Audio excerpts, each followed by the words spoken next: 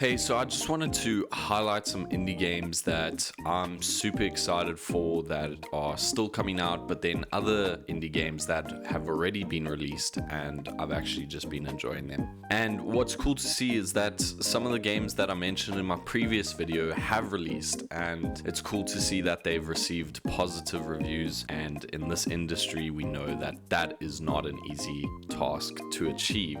But anyways, let us get into the first game, which is Brush Burial.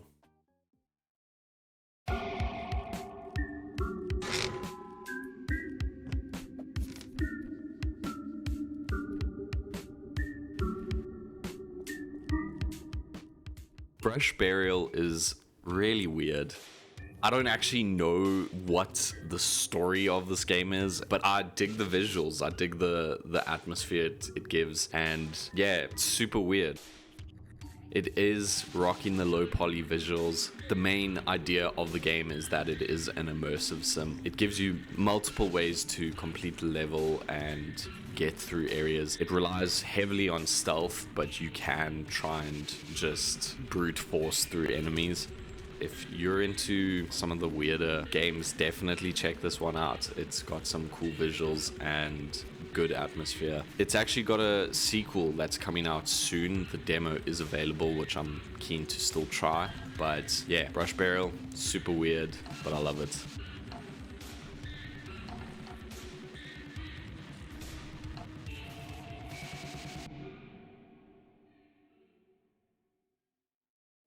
Eterspire is an indie MMORPG that has just released on Steam. Before it released on Steam, I was actually playing it on mobile and thoroughly enjoying it. Now, I haven't gotten too far into it, but in terms of leveling up my character, leveling up my gear, seeing those damage numbers go up just feels really good. I love the visuals of this game. I love the music of this game. Yeah, lots of people seem to be hopping onto it. It's super cool to see.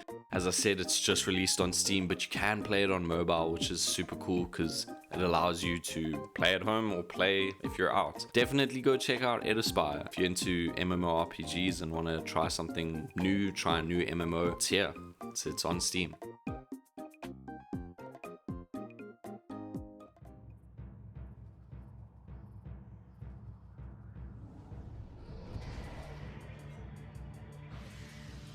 Sword Hero is a unique one. I saw the trailer on YouTube for this one and it really intrigued me. It hasn't released yet. They've got a combat demo on Steam that you can go and play just to test out what the combat feels like. But it's aiming to be an open world RPG with various dynamic systems and NPCs, and it's aiming to have a memory system and crime and reputation, and just it's aiming quite high. I have no idea if it's gonna be any good, but as I said, the YouTube trailer really intrigued me. I love the visuals that it's got. Let's hope this one's good.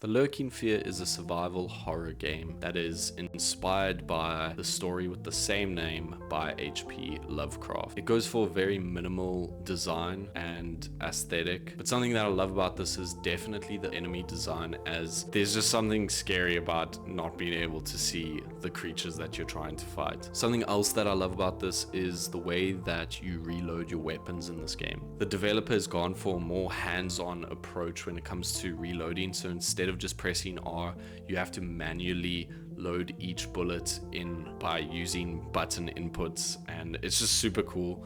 It makes it more tense when you're trying to shoot at enemies, you run out of ammo, and now you've got to manually put in each round, which I thought was just super cool, super innovative, and just definitely unique. The Lurking Fear isn't out yet, and there hasn't been a release date yet, but definitely keep your eyes open for this one.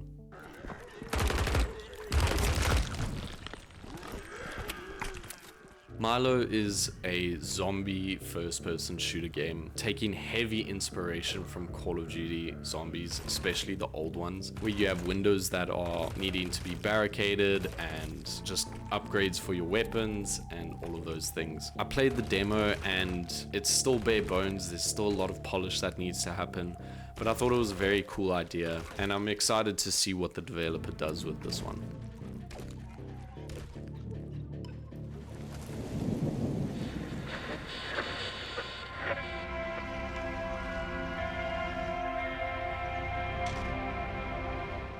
And for the last game that we're going to be covering is Over the Hill. Personally, I'm super excited for this. It just seems like a super chill game to relax at the end of the day, and I love the fact that you can play it with friends. The main idea of this game is simply exploration and discovering new things with your friends as you are driving these old school vehicles from around the 60s and 80s and just trying to get over rough terrain. There's no release date for Over the Hill, but you can go wishlist it on Steam and keep your eyes open for it.